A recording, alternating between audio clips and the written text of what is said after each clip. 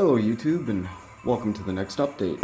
In this one, essentially, I'm going to be installing a Loksound decoder in a Kato SD40-2. In this case, we're using the Select because I want to take advantage of the 8-pin quick plug there. In terms of speaker choice, this isn't the model that has the ditch lights and the speaker cavity underneath like the AC4400s do. So I will be going with a box and sugar cube speaker. These are basically something I grabbed off eBay. I think it was 30 bucks for 8 of them. Whereas you look at the Soundtracks or the Loksound ones and you're paying 20 bucks for one of them. I mean, obviously, yeah, sure, they come with the boxes. These I had to get 3D printed special for these. They actually came from a company called Shapeways. If you guys ever check it out, I think it's shapeways.com or something online, but they've got a whole plethora of HO scale 3D printed items. Obviously, they're not the ones selling them. They're kind of like a brokerage firm, and it's actual individuals printing them, selling them, and shipping them to you, but I've ordered a few other things off there time to time, and never disappointed. Everything comes to you. Top-notch products. These things are, plastic. They're hard. They give great sounds. So, without further ado, I think we'll get started. Okay, so the first thing we want to do, obviously, is get one of our little sugar cube speakers here out of the package. As you can see, it's pretty much atypical of what you would find in any modern cell phone. So the next thing we do is going to grab my pack of boxes here. I think it was like a package of... Actually doesn't say it, but I think it was like 12 or 10 on there. And I got 8 speakers, so... how you would deal with any other plastic part. Cut it out. Cut that out. Actually, that feels pretty smooth. Generally, I would go back over it with some sandpaper or something, or file, but aside from that little burr there, and it cuts just like any normal polystyrene that you'd be using for your typical model kits. So, what I like to do, again, just to make sure I have a good seal on my speakers, is use a little micro clear. And so what that'll do is basically seal that, but first I need to get the speaker on there. So they come with a little adhesive backing. So I basically just take that, line it up with the speaker, and press it firm. And then that pretty much gets me on there. One thing you don't want to do when you're sealing this is there's 2 small holes, one there and one there. Basically those are the ports, so you want to keep those open, obviously, for air resonance. So then once we have that, we just take some of our micro crap, and I just basically go right along the edge where the 2 join up.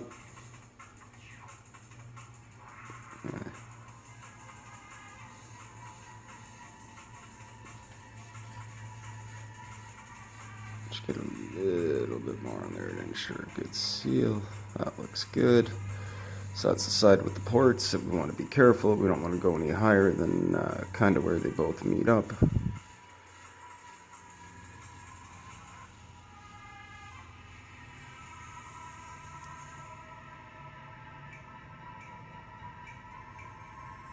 So I should do it for there.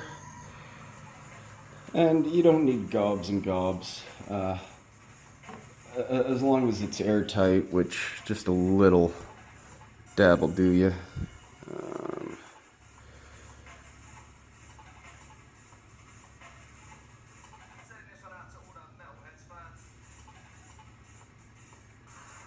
That side. And again, I just want to get it in the crease between where they were joined, just to help that adhesive backing give us a good seal. So that should be it for sealing in the speaker. I'm just going to leave that there to dry for a bit. Again, it's a pretty hot and humid day, so it'll probably take a little bit for this thing to dry.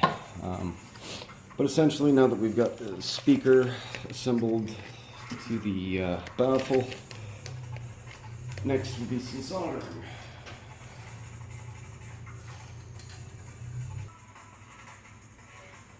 Okay, while I was gone, I actually took the liberty of popping the shell off the locomotive and actually giving it a quick lubrication. Did my famous 9-volt test to it, and obviously it ran fine.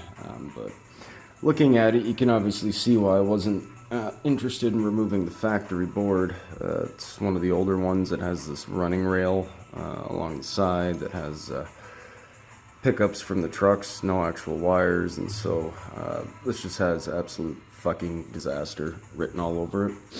So that's why I'm cheating and using the Loksound Select. Now this is the 6-function Select, so obviously we've got a plethora of extra wires that we will not be using because I'm not wasting my time adding ditch lights and whatnot to this. So what I do with these, because you can actually see the end, there's already a little bit wire exposed, so if it touches anything, could have a short.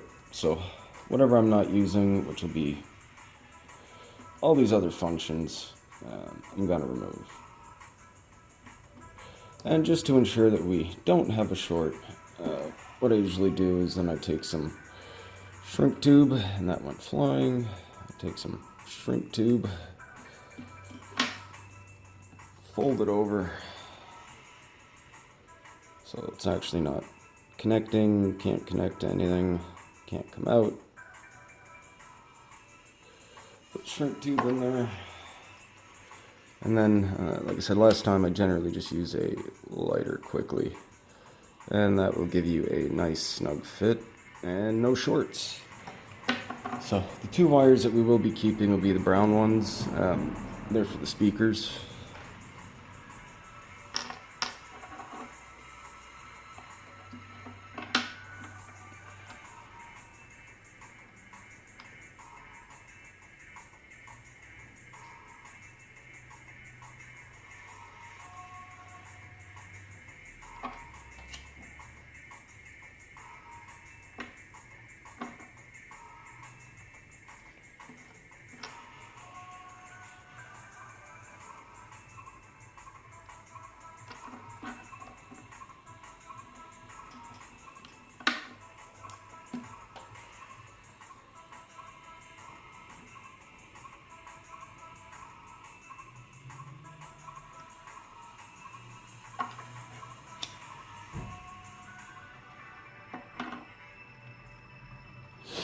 And that deals with the guys we're not using. So in terms of the guys we are using, I'm actually going to probably take a shade bit more off. There we go. And get them tinned up and ready to solder into our speaker. Okay, just gonna tin that guy up first.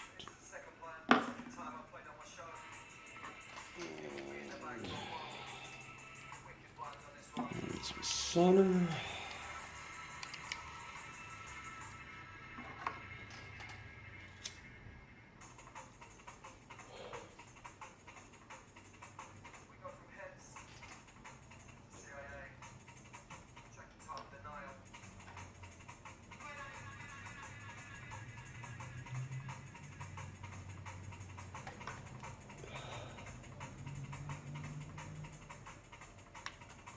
That's the only problem about doing this. Forgot to remind you about that. The magnet does like to pop up on you.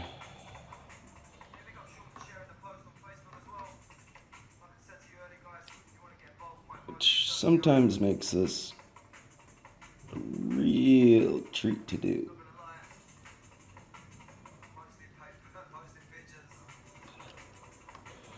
Just like that. Pain in the ass. Alright. Not a problem. Trick is loop the wire in. Obviously, quick contact, not working. So let's go ahead and do that. Loop that guy in. Let's try again.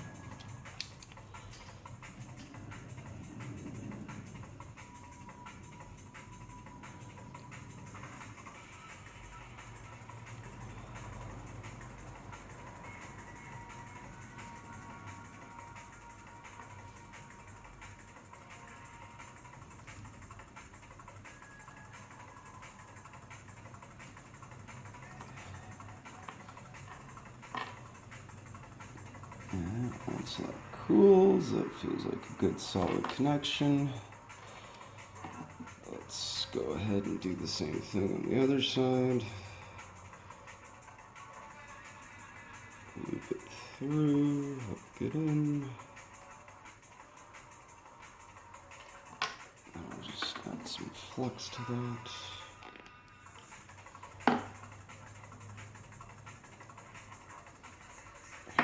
Okay.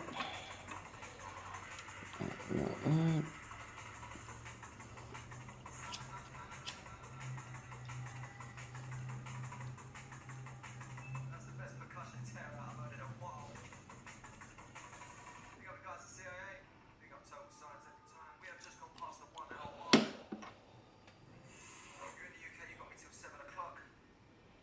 That should be it.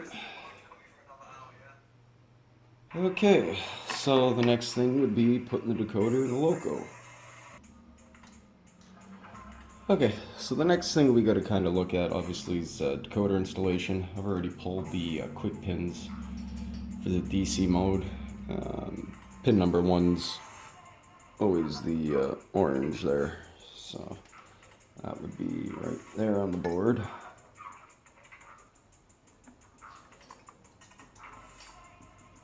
And there we go. Now our 8-pin sound decoder is installed. In terms of speaker location, we've got a few options, but I do think we probably fare well somewhere right about there. I'm going to go get some more crystal clear where I put it. And again, I do this just in case something happens to the speaker. It's not permanent. You can always kind of remove it and move it around.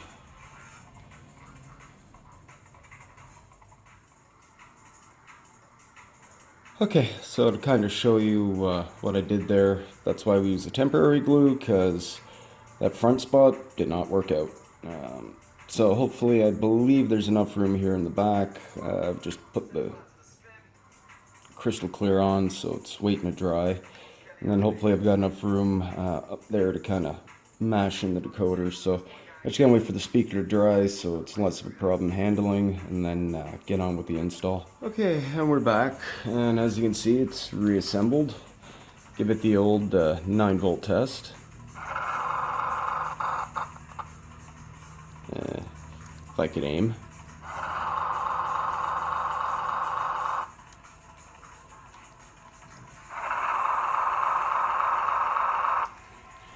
So that means it's all ready for programming.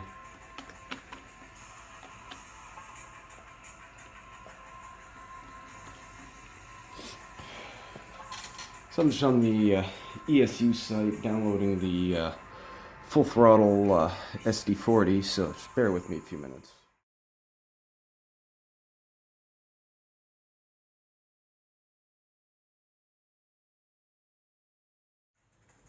Okay, and the programming's done. So basically, all that's left is to really fire this up. So let me just kill the music. And let's get her going.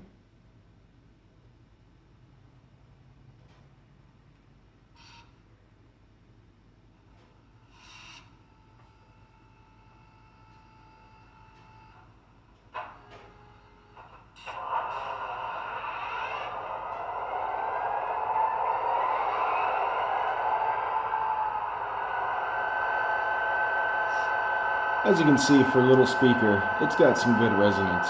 That's why I actually enjoy using these things, because they pretty much can fit in anything, and they give some really big speaker sound.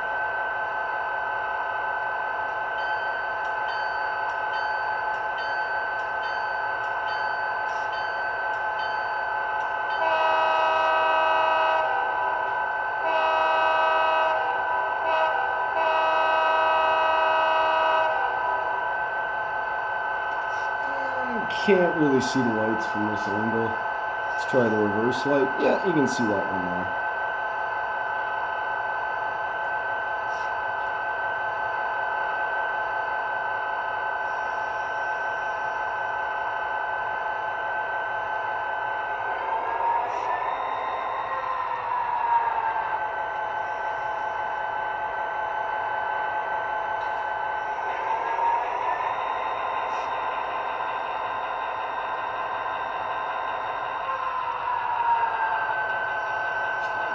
Pretty much the idea there. Hope you found it informative. Until next time, see you around.